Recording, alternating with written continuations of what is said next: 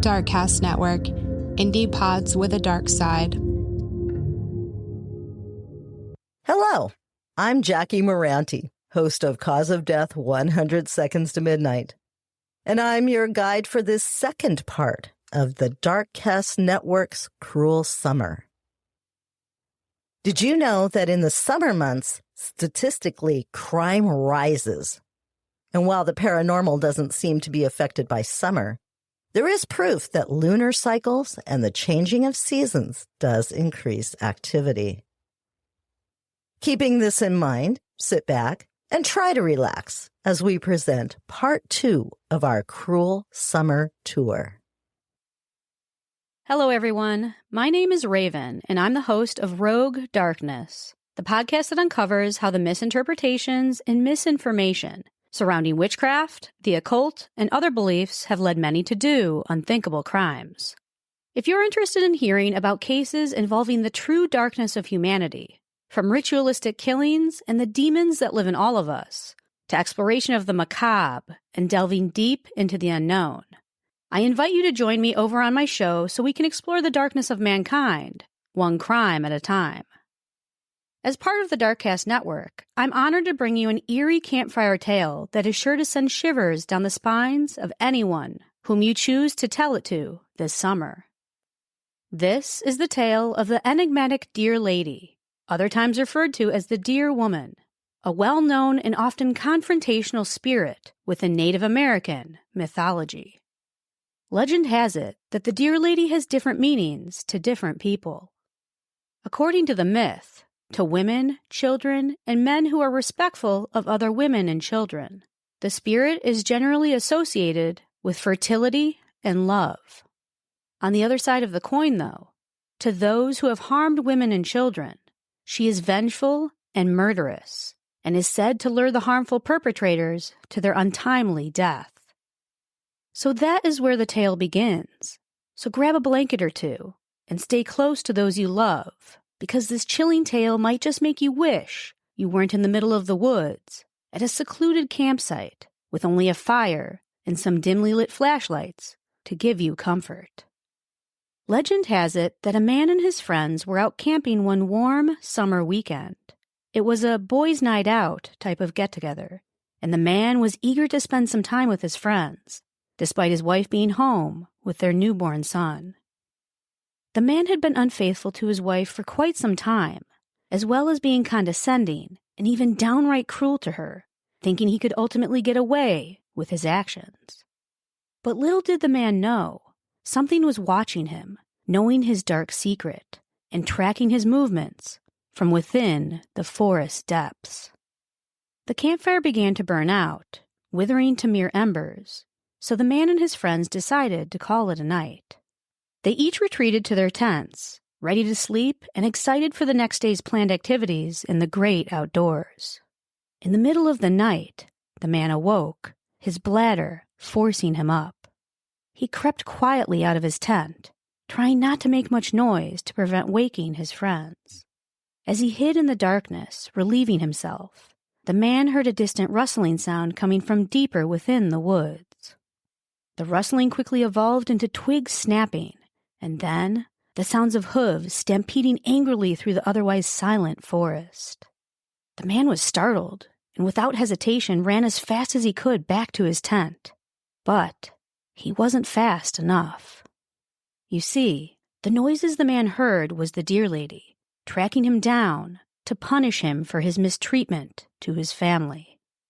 The man was knocked to the ground, and with a few heavy stomps, he was crushed to death under the hooves of the Deer Lady. Ah!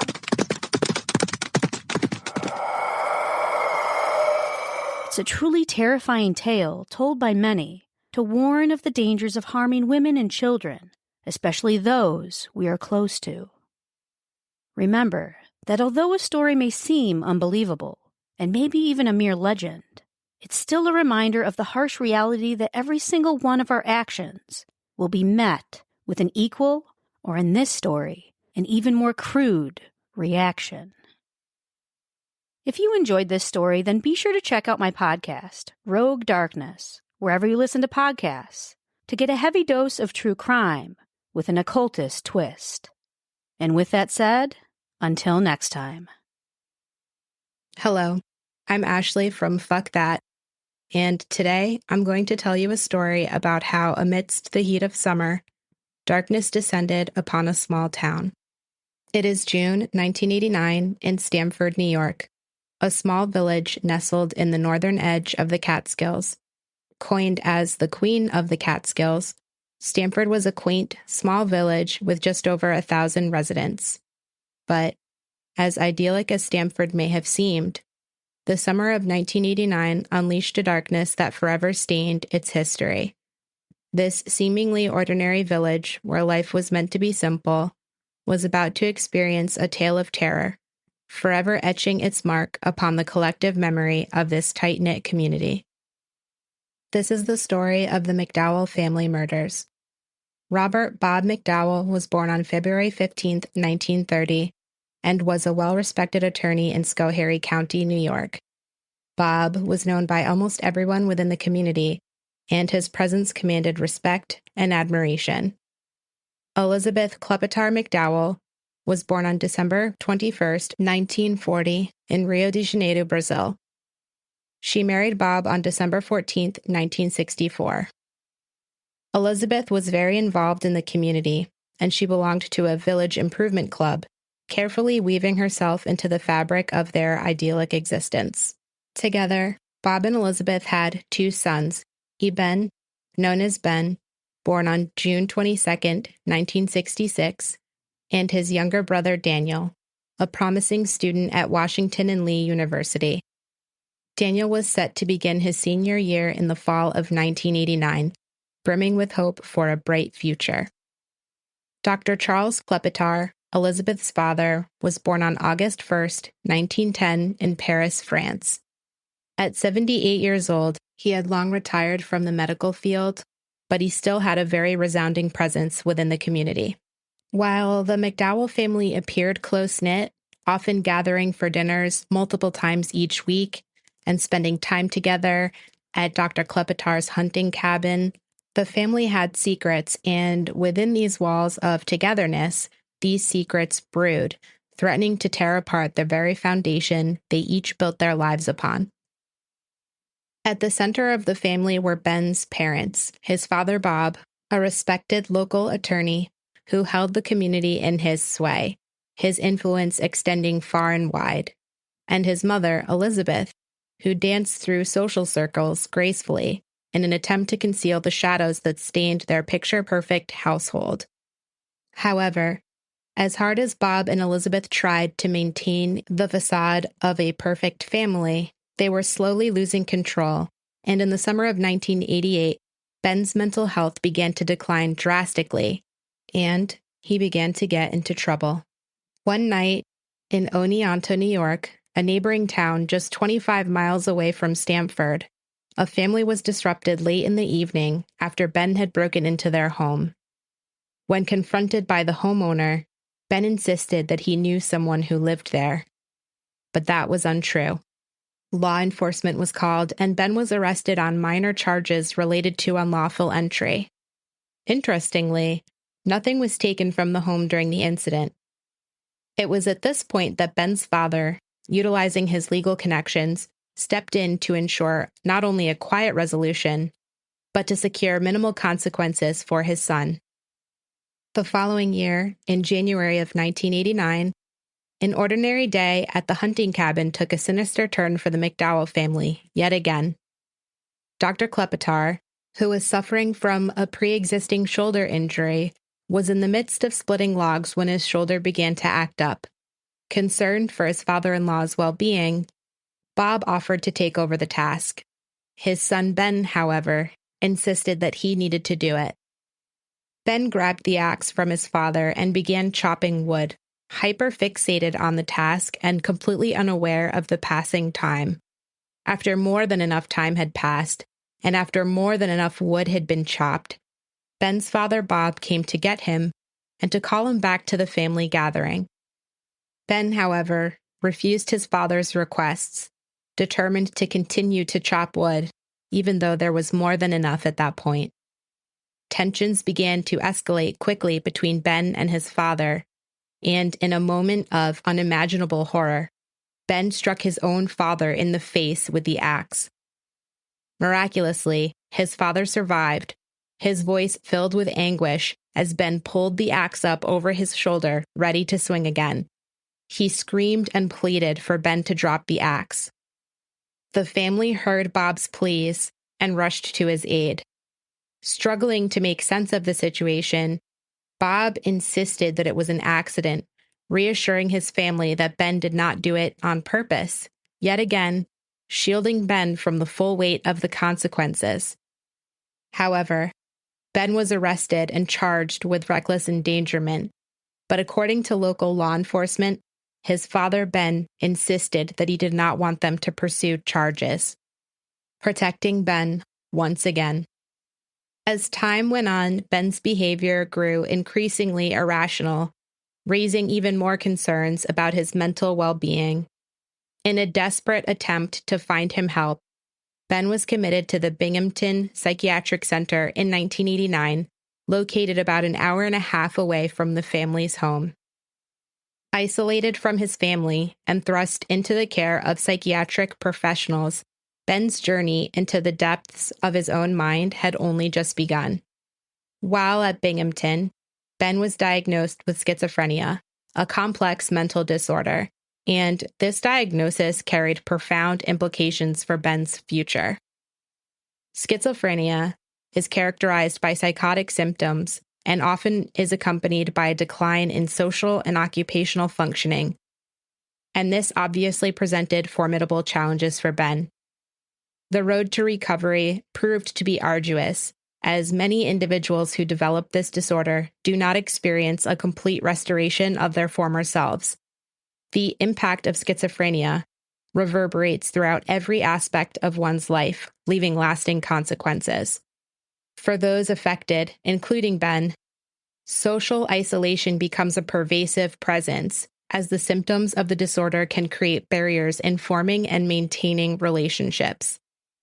The life-changing consequences of a schizophrenia diagnosis permeate every facet of one's existence, and this was Ben's new reality. His struggle to regain stability, manage symptoms, and navigate the world with a condition that alters perception would be lonely, and it would be a challenging path. After Ben was discharged, his eagerness to escape the confines of his home led him to seek solace at his grandfather's hunting cabin, but unbeknownst to anyone, this decision would have dire consequences, as it meant his medication intake would go unmonitored, and he would cease taking his medication. Throughout Ben's life, he and his grandfather shared a close bond, making the cabin an appealing retreat. However, what Ben's family didn't know was that this retreat was planned, and just a few days prior, on June 16th, Ben purchased a shotgun from a local gun store. In order to purchase the shotgun, the required form asked if Ben had previously been treated for mental health issues. Ben answered no. On June 21st, 1989, after a long day of fishing with his grandfather, Dr. Klepetar went to take a nap. While he was asleep, Ben approached his grandfather with chilling intent. At close range, he fired the shotgun, killing his grandfather. But according to Ben's plan, he still had work to do. As evening approached and the dinner hour loomed, Ben called his mother, his voice laced with urgency and distress. Ben spoke to his mother, informing her that something was wrong with his grandfather, and that he couldn't wake him up. Ben pleaded with his mother, urging her to have his family come to the cabin to help him out with his grandfather, her father. Ben's mother quickly called her husband, relaying the unsettling information, recognizing the gravity of the situation. Elizabeth's instinct was to involve the authorities. However, Bob had a completely different perspective. As usual, he insisted on keeping this under wraps, concealing their family issues from public scrutiny. Reluctantly, they agreed to make the journey to the cabin together, with their younger son Daniel insistent on coming as well. The following day, shortly after 9:15 a.m. on June 22nd, authorities arrived at the hunting cabin after a social worker found a note written by Ben on the front door of his father's law office in Stamford. Upon arrival, authorities found Dr. Klepetar shot in his bed. He was 78. Ben's father, Bob, who was 59, was found at the edge of a pond near the cabin alongside his son, Daniel, who was only 22. Ben's mother, Elizabeth, was found in the pond. According to sheriffs, she was trying to flee from her son. Elizabeth was 48. State and local police began searching frantically for Ben and cornered him around 11 a.m. near the pond, which was just under a half-mile from the cabin. Authorities tried to talk Ben into surrendering in a 6-hour standoff. However, after Ben began shooting at authorities, he was shot and killed. Authorities on scene have since spoken out, expressing their wish that there was more that they could do, even though they believed they did all they could. One officer recounted that even though he tried to plead with Ben to surrender and express that they didn't want to hurt him, Ben kept reiterating that he wanted them to please shoot him. During the scorching summer of 1989, a chilling tale unfolded, leaving Stamford, New York forever changed. The McDowell family tragedy serves as a haunting reminder that the heat can bear witness to the darkest depths of human nature and the profound impact that untreated mental health disorders can have on everyone around. Even amidst the carefree laughter and fun of summer, the heat can become an unwilling accomplice to heinous crimes. Thank you for listening. You can find more episodes and content from Fuck That, a true crime podcast, wherever you listen to podcasts. My name is DJ, and I'm the host of the Mythical True Crime Podcast, where we uncover the true crimes of modern legends with our spoken narratives that blend history, crime, and the supernatural. Today's story is one of the most infamous unsolved homicide cases in Finnish criminal history, and it went on to inspire the successful film franchise Friday the 13th. In the early morning hours on Saturday, June 4th, 1960, 4 Finnish teenagers decided to go camping along the shore of Lake Bodom. Mael and Anya were both 15 years of age at the time. Accompanying them were their boyfriends, Seppo and Niles, both aged 18. Now, sometime between 4 to 6 a.m. during the early morning hours that Sunday, June 5th, Mael, Anya, and Seppo were all stabbed and bludgeoned to death by an unknown assailant. Niles, the only survivor of the massacre, had fractured facial bones and stab wounds to his torso. He stated after several interviews that he had had a glimpse of the attacker clothed in all black with bright red eyes coming from them. At about 6 a.m., a group of boys birdwatching some distance away had reported seeing a tent collapsed and a blond man walking away from the site. The bodies of the victims were discovered at around 11 a.m. by a carpenter named Esko Johansson. He alerted the police, who arrived at the scene at noon that day. The killer had not injured the victims from inside the tent, investigators found, but instead had been attacking the occupants from the outside with a knife and an unidentified blunt instrument, possibly a rock, through the sides of the tent. The murder weapons were also never located. The killer had taken several items which detectives found puzzling, including the keys to the victims' motorcycles, which themselves had been left behind. Niles' shoes were partially hidden approximately 500 meters away from the murder site. The police did not corner off the site nor record the details of the scene, later seen as a major error, and almost immediately allowed a crowd of police officers and other people to trample around and disturb the evidence. The mistake was further exacerbated by calling in soldiers to assist with the search around the lake for the missing items. several of which were never found. Miel, who was Niles' girlfriend, was found undressed from the waist down and lying on top of the tent, and also had suffered most of the injuries out of all the other victims. She was stabbed multiple times after her death, whilst the other two teenagers were slain with less brutality. Niles was also found lying on top of the tent as well. There were two notable suspects in the course of the investigations of the Lake Bodom murders, which are the following: Vladimir Galstrom. Many local people suspected Karl Vladimir Galstrom, which is a kiosk keeper in the nearby city known to have been hostile towards campers. Police found no hard evidence to link him to the actual murders. They were skeptical of sort of supposed confessions that he had said, who have made them consider him to be just disturbed. He drowned in Lake Bodom in 1969, most likely due to suicide. The people in the town knew Galstrom was violent, cut down tents, threw rocks at people who came to his street, and some have even said that it was Galstrom they saw coming back from the murder scene, but were too afraid to call the police about him. The police never recovered DNA from Galstrom. A book released in 2006 brings up the theory in detail. The book also claims that the police almost immediately ignored much of the evidence that was previously unknown to the public because of the language barriers, among other things. Now, the other person was Hans Assmann. Most public suspicion focused on Hans, who lived several kilometers away from the shore of Lake Bodom. A series of popular books propagated the theory that Hans committed the Bodom killings and also other murders. It was not taken seriously by police, as Hans had already an alibi for the night the Bodom murders occurred, and was said to have been in Germany during that time of another murder.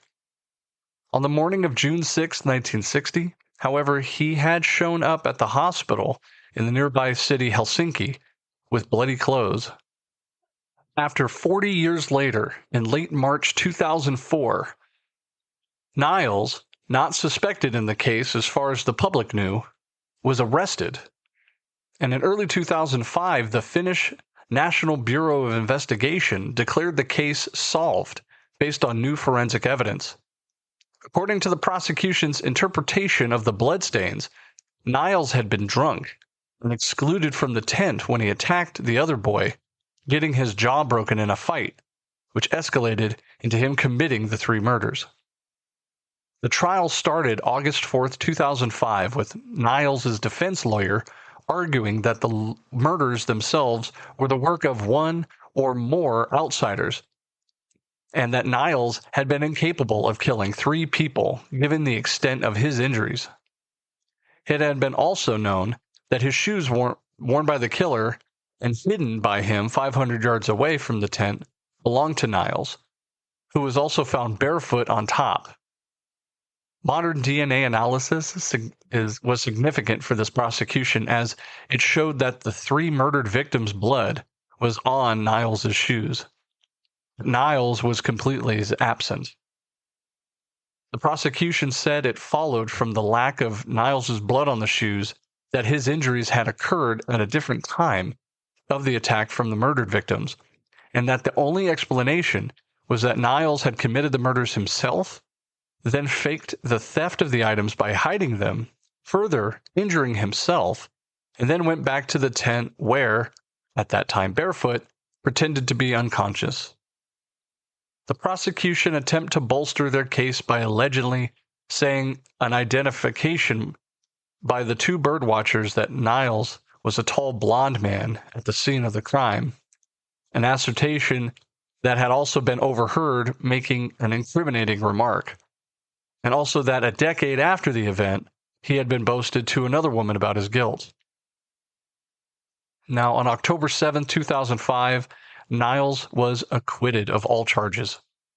The court explained the verdict due to the prosecution's evidence being inconclusive, also failure to show Niles had a motive appropriate to the crime of such extreme seriousness, and certainty about the facts now being impossible to be given about the time that had been elapsed. It ended with the state of Finland paying him 44,900 euros for mental suffering because of the long remain time. But he was refused permission to sue Finnish newspapers for defamation. There were several films made about this case, including the most recent 2016 Finnish slasher film, Lake Bodom, which is based on the murder case.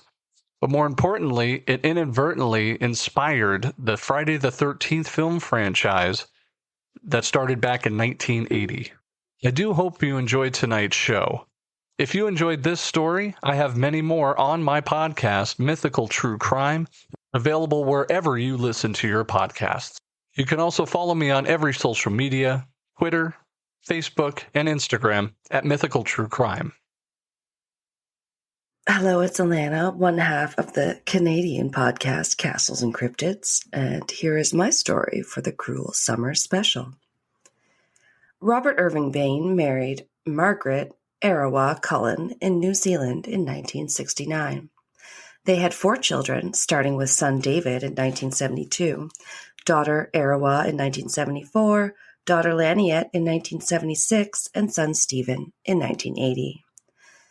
They briefly lived in Papua New Guinea, where Robin worked as a missionary teacher before they moved back to New Zealand. On the 20th of June, 1994, the whole family, minus David, were found shot to death in their home. Robin, Margaret, Arawa, Laniette, and Stephen were discovered in their Dunedin, New Zealand home, and David, at the time, was only 22, the only remaining son. At the time of their death, the parents Robin and Margaret were somewhat estranged. Robin either stayed in a caravan at the back of the property or at his place at the school where he worked. The house was also in absolute shambles, with things piled everywhere and not cleaned. Robin had been struggling with depression, and his colleagues had begun to notice and remark on his decline prior to his death. Margaret had her issues also and was not known to be shy about her problems with her marriage. Was often overheard to have called her husband a son of Belial, one of the 4 crown princes of hell. She was also known to say things like, "I'd shoot him if I could." Their daughter Laniette was living in an apartment, but also sometimes stayed with her father at his apartment at the school. She had also been summoned back to the Dunedin home for the family meeting. She came home on the 19th of June, and they were supposed to have the meeting the very next day. But by the next morning, when David returned home from his part-time paper route, he found his entire family dead. He then called the emergency line 111 at 7:09 a.m. He told the dispatcher, "They're all dead. They're all dead." A rifle was found lying next to Robin's body. Police also found a haunting message on the family computer that read, "Sorry, you were the only one who deserved to stay." There appeared to be a gap between David arriving home and calling the emergency line, and also they saw he had some injuries on his arms. So 4 days later, David is charged with the deaths of his family members. But just 2 short weeks later, the house was burned down by remaining family members' request before the trial had even started. Unfortunately, the police investigator failed to retain the carpet that had the bloody footprints on it, the ones that would be used to help convict David Bain. As the prosecution and defense teams prepared for the trial, a possible motive for the murders came to light. A possible motive for the father, Robin, however. He had apparently been having an incestuous relationship with his daughter, Laniette. She had confided in a male friend who told police she was planning to confront her father and expose him. This was just before the family meeting was called. The witness that was supposed to be called to testify to the relationship between Robin and his daughter simply never showed up, however. Despite a lack of clear motive and based on the circumstantial evidence and bloody footprints, David was found guilty. In fact, the only real motive ever suggested that I found was a minor and long-running argument with his father about the use of a chainsaw. Other than, of course, the prosecution's rather weak argument that he wanted his inheritance. The family were not wealthy. He was sentenced to life imprisonment with a minimum 16-year non-parole period. Joe Karam, a former All Black rugby player in New Zealand, became interested in the case after he heard that people were selling jam to raise money to aid David in an appeal. He studied the trial and became convinced of David's innocence. He plunged his considerable wealth into his efforts to get David a retrial. He spent all his free time on the case, working on it full-time and losing an estimated $4 million in time, loss of earnings, and costs of legal and forensic experts.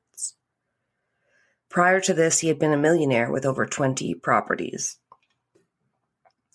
David was granted an appeal in 1995, but a retrial would not take place until 2009.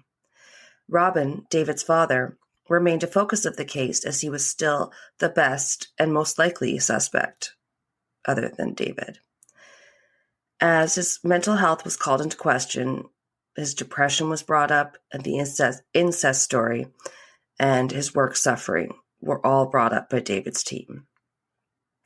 The trial lasted 3 months, and it took the jury less than a day to find him not guilty. In March of 2010, Bain lodged an application for compensation for wrongful imprisonment. But it was complicated. His case fell outside cabinet rules on compensation, meaning the government was not obliged to pay him anything, but may do so if he was able to establish his innocence on the balance of probabilities and was also the victim of exceptional circumstances. A Canadian judge was brought in due to the high-profile nature of the case to review this application. Judge Minister Simon Power of New Zealand appointed retired Canadian Supreme Court Justice Ian Binney.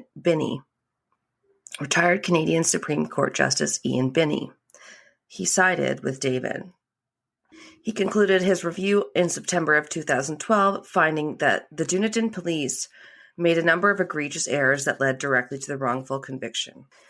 After a lengthy battle amidst a scandal that was later dubbed dirty politics, finally David was offered $925,000 in payment if he would agree to drop all legal challenges.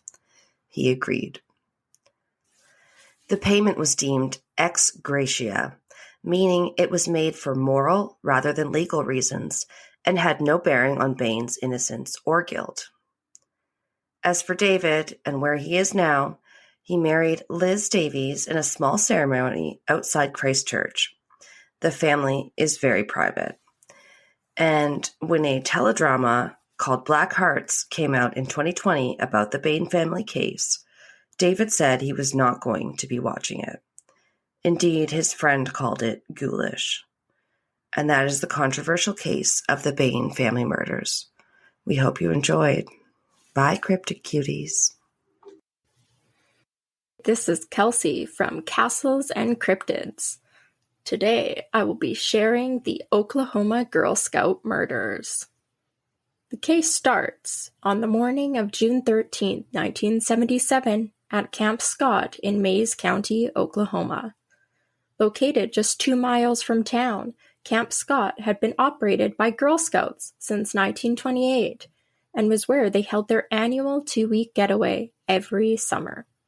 The camp used platform tents, and camping in these platform tents was described as intimidating by many of the young campers. It was also said to be extremely dark at the camp due to the dense forest surrounding them. Just 2 months before the camp was set to open for the summer, there was on-site training happening with some of the counselors. During this training, a camp counselor discovered that her belongings had been ransacked and thrown around, and that a box of donuts that she had brought to the camp, the donuts had been stolen. Discovered inside the now empty donut box was a handwritten warning from a steno pad. The first few pages simply read, "Kill," over and over again. Then, written in all capital letters on the last page was, "We are on a mission to kill 3 girls in Tent 1. The camp counselor took the pages to the director of this training session, who simply believed that the note was probably just a prank by one of the other girls, and threw the note away. Sadly, less than 2 months later, this ominous warning would come true. At about 7 p.m. on Sunday, June 12, 1977, 3 young girls were sitting in their platform tent number 7 during a severe thunderstorm. Lori Lee Farmer, 8, Doris Denise Milner, 10, and Michelle Heather Goose, 9. Their tent was part of the camp's Koiwa unit, which was located the farthest from the counselor's tent and was partially obscured by the camp showers.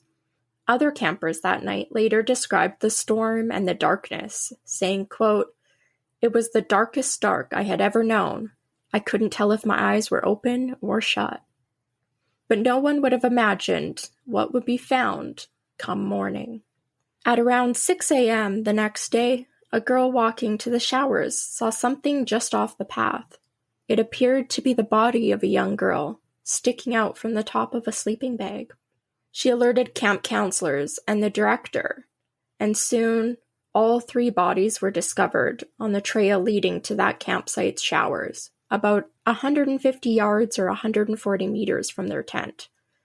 All 3 of them had been shoved into just one sleeping bag, with 2 shoved down to the bottom and the other one sticking out from the top. All 3 girls had been raped before being bludgeoned and eventually strangled to death. Investigators determined that their brutal attacks had actually happened inside of tent number 7, and that later the bodies were moved to the shower area and stuffed inside that sleeping bag. A large red flashlight was also found on top of the girls' bodies. A fingerprint was able to be lifted from the lens, but it was too smudged for any positive ID. A size 9.5 shoe print was found in blood inside of the tent. During the believed time of the murders, between 2:30 and 3 a.m. on June 13th, a nearby landowner reported hearing quite a bit of traffic on a remote road near the camp. And other Girl Scouts reported hearing strange sounds, moaning, and people moving around outside that night, which was weird because of the severe thunderstorm. Camp Scott was promptly evacuated and eventually shut down. A huge manhunt was undertaken, looking for the suspect or suspects, and after 10 months on the run, police were able to get their man. The case was declared closed and solved when Jean Leroy Hart, a local jail escapee, was arrested. Hart had a history of violence and rape, including the kidnap and rape of 2 pregnant women just 10 years earlier. Now, Hart maintained his innocence for the Girl Scout murders, but items found near the scene, hidden inside of a cave that he might have been staying at while on the run, linked him to some of the items found at the scene of the murders. However, DNA at the time was inconclusive, and all it could do was not rule him out, while also ruling out some of the other suspects at the time. Hart was later acquitted in March of 1979 after a jury unanimously found him not guilty. However, since he was caught, he did end up continuing to serve the remaining over 300-year prior sentence he had. In June of 1979, 2 years after the murders, Hart collapsed and died of a heart attack at the age of 35, after jogging and lifting weights in the prison exercise yard. 2 of the families of the victims later sued the Magic Empire Council and its insurer for $5 million. They were all alleging negligence. They discussed the threatening note that had been discarded, and then the large distance between the setup of tent number 7 and the counselors' tents. In 1985, the jurors sided with Magic Empire Council, and the families lost their suit. Richard Goose, the father of one of the victims, went on to help the state legislature pass the Oklahoma Victims' Bill of Rights. He also helped found the Oklahoma Crime Victims Compensation Board. Another parent of one of the victims, Sherry Farmer, founded a support group called the Oklahoma Chapter of Parents of Murdered Children. In 2022, it was announced that DNA testing had been resubmitted multiple times. Though it had always come back inconclusive, it is still believed that Hart was involved in the murders due to some of the markers in his blood and the samples matching those from the scene.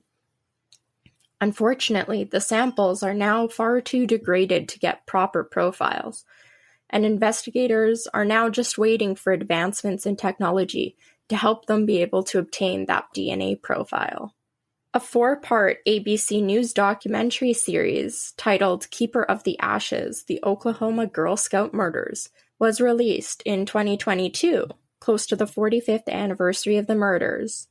It was hosted by actress and singer Kristen Chenoweth, who revealed that she was just 8 years old at the time of the murders, and she herself was a Girl Scout who had been planning on going on that camping trip that summer to Camp Scott, but she had become ill and decided not to go. According to investigators, the case of the Oklahoma Girl Scout murders remains officially unsolved. Hello, Spooklings. I'm Kathy. And I'm Jason. And we are All Hallows Eve podcast. We are bringing you the story of Richard Speck in the 1966 Chicago Massacre, which introduced a new word into the American life: mass murderer. It is an unusually cool summer night for July 13th, 1966 in South Deering, Chicago. Merlita Gargulio, age 23, who was known to have a beautiful singing voice. Valentina Passion, age 23, was known as a very good cook. Patricia Matusik, age 20, had nursed her dying cousin when she was younger. Pamela Wickening, age 20, had been a studious and focused student. And Nina Schmel, age 24, was remembered as loving Elvis, Cats, and the color pink. And Corazon Amaro, age 23, were all at 2319 East 100th Street, a modest 2-story townhouse that now defunct South Chicago Community Hospital was using to house their student nurses. They shared the place with 3 other student nurses. Mary Ann Jordan, age 20, she was very close with her younger brother who had Down syndrome. Suzanne Ferris, age 21, who had been planning her wedding to Mary Ann's older brother. And Gloria Jean Davy, age 22. She was the president of the Student Nurses Association, who all returned at later times later that night.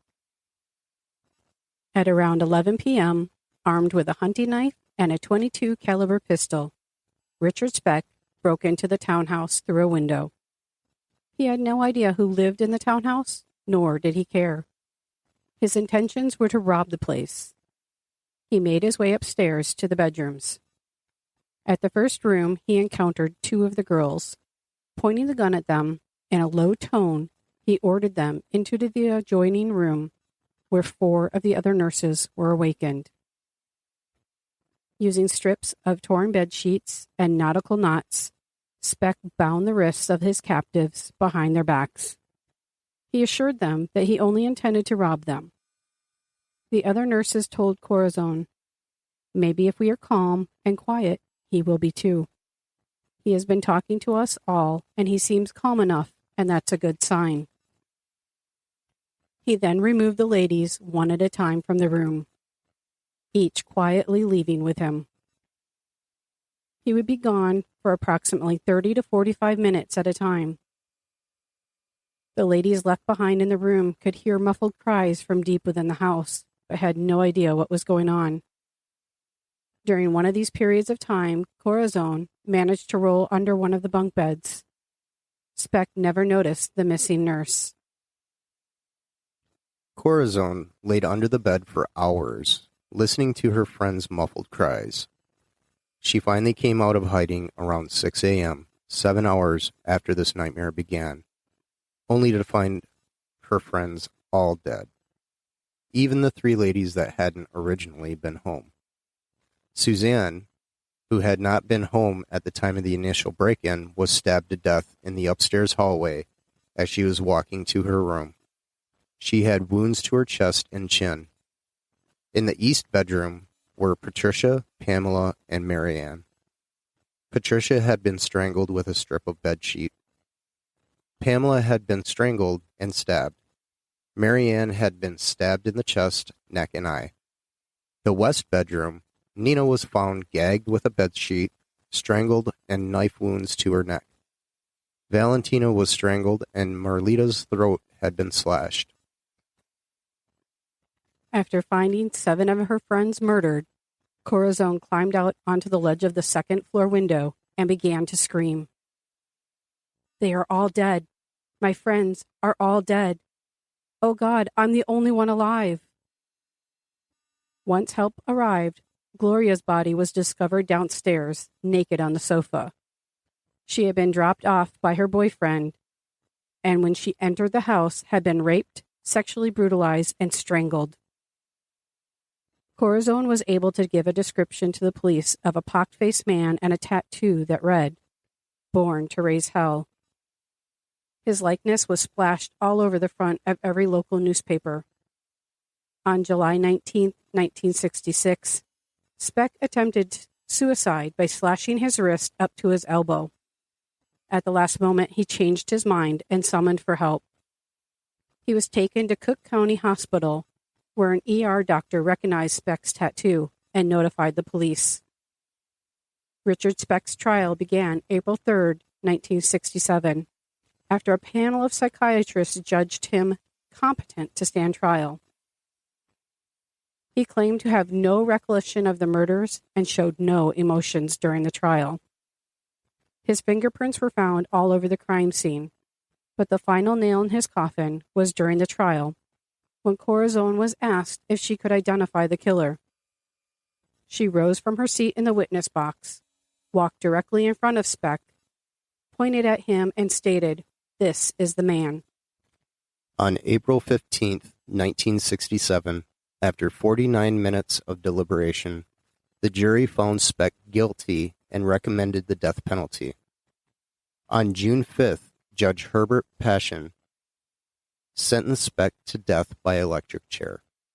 Speck never made it to the electric chair. The Supreme Court in 1971 upheld his conviction but reversed the death sentence. Instead, Speck was dispatched to the Stateville Correctional Center to serve a 400-year sentence. He died on December 5th, 1991 of a heart attack. He was 49 years old. If you would like to hear more about Richard Speck or other spooky topics, find us on your favorite podcast platform. And don't forget, stay spooky, my friends. A teenage girl leads a troubled life. She lives in a dangerous neighborhood. She's been rebelling. She's been having family problems. Then she disappears. So what caused it? Did she run away voluntarily to escape her problems? Did she fall victim to a criminal roaming her streets? Or are family members not telling the whole story about the last day she was seen? These are the questions that have been swirling around the disappearance of Ashley Summers, a 14-year-old girl from Cleveland, Ohio, who was last seen in July of 2007. What appeared at first to be a relatively straightforward runaway case has morphed over the years into a rat's nest of terrifying possibilities. Ashley Nicole Summers was born on June 16, 1993 in Cleveland, Ohio. She was the oldest of 6 children born to Jennifer Summers. Ashley's father took off after she was born, but Jennifer met somebody new and gave birth to Ashley's 5 half-siblings. Jennifer herself came from a big family, and they all lived nearby in Cleveland. The family was made up of 10 aunts and uncles, cousins, great-aunts, and great-uncles, and grandparents. Though she had this close-knit family, as Ashley approached her 14th birthday, boys also started entering the picture, and things started to change. Right before Ashley turned 14, she met an older boy in her neighborhood named Gene. Gene was 16, and, 2 years isn't really that big of an age difference, but at the time, Ashley was in middle school and Gene was already in high school, so her mom was not a fan of this relationship.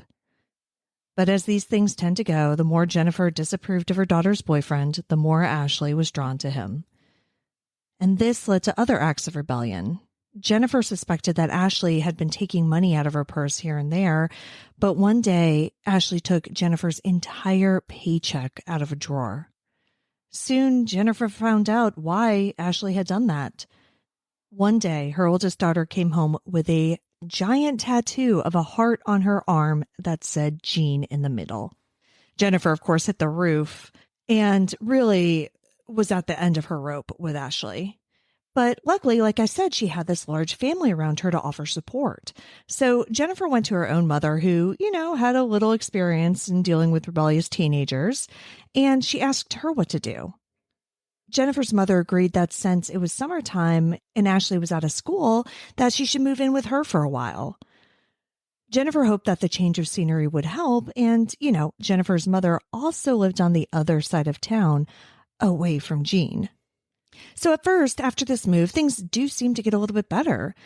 But as you may imagine, living with her grandmother did prove to be a little boring for the 14-year-old.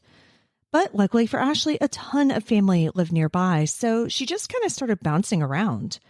Her great-uncle Kevin's house apparently was a big hangout for the cousins because he spoiled them and let them do whatever they wanted.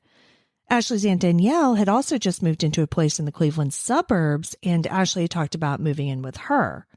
Which again, getting out of the city, maybe into a better area, I think was something that everybody thought would be good for Ashley at that point. July 4th, 2007 was Ashley's great-uncle Keith's birthday. He had a pool party at his house like he did every year. Ashley came, but Jennifer and her other kids didn't for some reason. However, there were plenty of other family members there. Apparently, though, according to them, Ashley seemed a little depressed when she got there, but eventually got in the pool and started playing with her cousins and seemed to cheer up. She stayed there for around 3 or 4 hours and then told them she was going to go to her Aunt Christina's house, who at the time lived just a few blocks away. She left Keith's house around 6 p.m. and seemingly disappeared. The problem was, because Ashley bounced around between her family's houses so much, it took a while before anyone actually realized she was missing.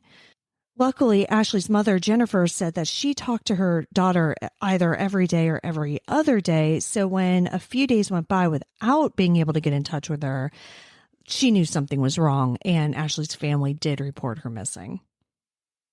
Now, due to Ashley's recent rebellion and the fact that she had already been bouncing around between houses, police classified Ashley as a runaway. And honestly, her family pretty much agreed with them. But that doesn't mean that they just wrote her off. They banded together and searched the area, hoping to bring her home. While they didn't turn up any sign of Ashley, neither did police. Although that could be because it didn't seem as though police were putting much effort into the case at all.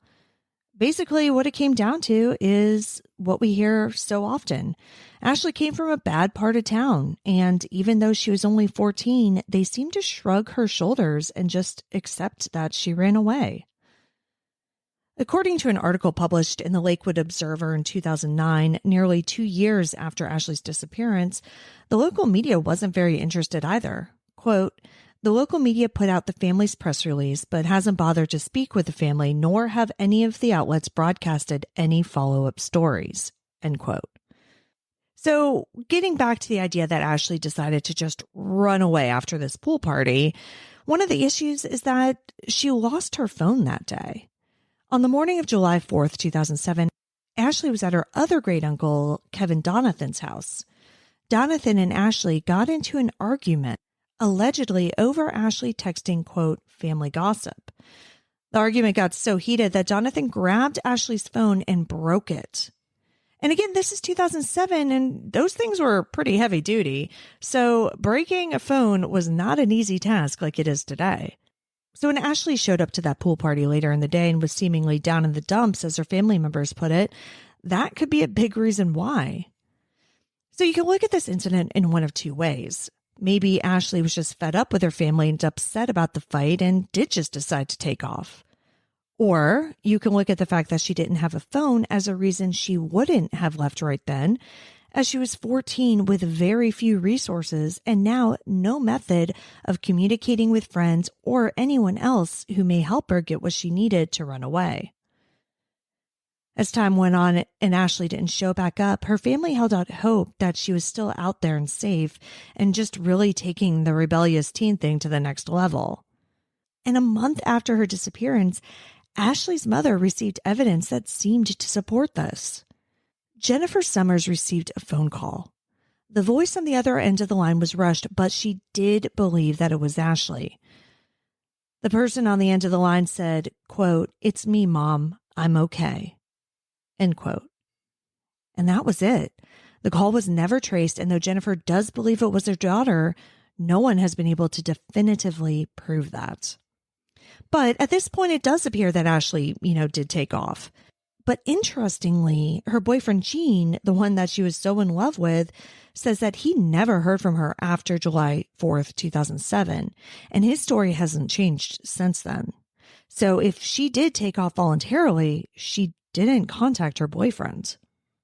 Now, for the next 2 years, Ashley's case languished. Investigators and media weren't really interested, but her family didn't give up hope. They were just stuck waking up every day looking for answers that never came. But in March of 2009, that changed with Twitter. Now, that year, Twitter was still pretty new, and only a handful of celebrities had a presence on the social media platform. One of the biggest, if not the biggest at the time, was Ashton Kutcher. He was an early adopter and had a huge following. On March 7th, 2009, he sent out a simple tweet. Quote, "Can you please RT? Missing 15-year-old girl, Cleveland area." End quote. And he had a link. With that, all of a sudden, Ashley's case went national. Now, since people are paying attention, some important questions started being asked and connections were made. And as it turns out, Ashley wasn't the only young girl to go missing from that Cleveland neighborhood. On April 23, 2003, 16-year-old Amanda Berry finished her shift at Burger King and started the short walk home, but she never made it. The next year, on April 2, 2004, 14-year-old Gina De Jesus was walking home from school with a friend. They parted ways, and Gina never made it home. In 2009, after people started taking notice of Ashley's case, some started to wonder if the 3 missing girls, who all vanished within blocks of each other, were connected. According to an article on the Anderson Cooper 360 blog, the FBI was looking into the 3 cases as possible abductions, potentially by the same person. While there were now people looking into Ashley's case, there were no answers, nor were there answers in Amanda or Gina's cases. That is until a shocking 911 call. On May 6, 2013, a terrified woman called and said, quote, "I'm Amanda Berry. I've been kidnapped. I've been missing for 10 years, and I'm here. I'm free now." End quote. Amanda Berry was alive. So was Gina De Jesus. They had been held captive for the last decade by Ariel Castro in his Cleveland basement. When they were rescued, there was a 3rd woman with them, but it wasn't Ashley. Michelle Knight had been kidnapped by Castro from a Family Dollar store in 2002. The 3 women had been beaten and repeatedly raped, and when they were freed, Berry escaped with her 6-year-old daughter, to whom she had given birth in captivity. When the 3 women were rescued, no one really knew what was going on or how many women were down there. The entire city, along with Ashley's family, held their breath and prayed for a miracle. But the miracle didn't come for Ashley. Castro later told investigators that the 3 kidnappings were unplanned crimes of opportunity. Despite the small geographical area and the similarity in the disappearances, Castro was never tied to Ashley's disappearance. He died by suicide in prison in 2013. So at this point, no one knew what to think. Ashley hadn't been heard from in 6 years, and there were really no clues in her disappearance. Though her case seemingly wasn't related to Castro's victims, the FBI did still believe that Ashley met with foul play, simply due to the length of time that she had been gone without making contact. Then, in 2015, Ashley's family thought they might have an answer. So, since her disappearance, Ashley's step-grandmother spent a lot of time on the internet getting Ashley's story out there and searching for any clues. In January of 2015, Linda was on the internet and came across a photo of a woman who looked eerily like Ashley. The photo that Linda saw was from an ATM in Warwick, Rhode Island. In the photo was a woman and a male accomplice who were being accused of identity theft, fraud, and other related crimes. Linda and the rest of Ashley's family thought it looked so much like her that they contacted Warwick police, who agreed. Warwick PD publicized the case in hopes of identifying the mystery woman, but received no leads. The FBI got involved and launched a search for the woman that lasted several months. In July of that year, the FBI did come out and say that the woman in the ATM photo was not Ashley. In an effort to find the mystery woman, billboards had been erected around Warwick with her photo. And apparently the woman's parents contacted the FBI to let them know that it was their daughter and she was known to commit petty crimes. 3 years later, in November of 2018, Cleveland police and the FBI announced that they had new information in Ashley's case that put her last known whereabouts into question. Not only that, the day and time at which she was last seen was also up in the air. Police said that they believed there were 2 additional areas of interest where she was last seen. It was at this point that they believed Ashley had been seen on July 9th near the intersection of West 96th Street and Madison Avenue.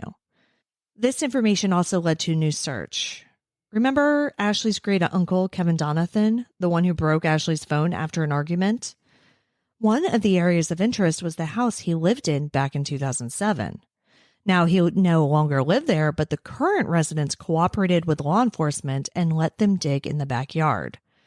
Unfortunately, they didn't find anything related to Ashley's disappearance, but a month later, something interesting did happen. In December of 2018, Kevin Donathan was arrested and charged with multiple crimes, including rape, attempted rape, and gross sexual imposition. Police didn't name him as a suspect in Ashley's disappearance at that time, but a relative told WKYC News that the family had recently been re-interviewed about Ashley, and Donathan's name came up. On February 25th, 2020, Donathan was sentenced to 35 years in prison. After Donathan's sentencing, Ashley's case went cold once again. But in 2021, the FBI received new information regarding when Ashley was last seen. Now, instead of the July 9th date, they believe that Ashley was actually last seen on July 8th in the area of West 44th Street and Trowbridge. A new search was also performed on a parcel of land on Train Avenue. Investigators dug and recovered what turned out to be animal bones, but no sign of Ashley.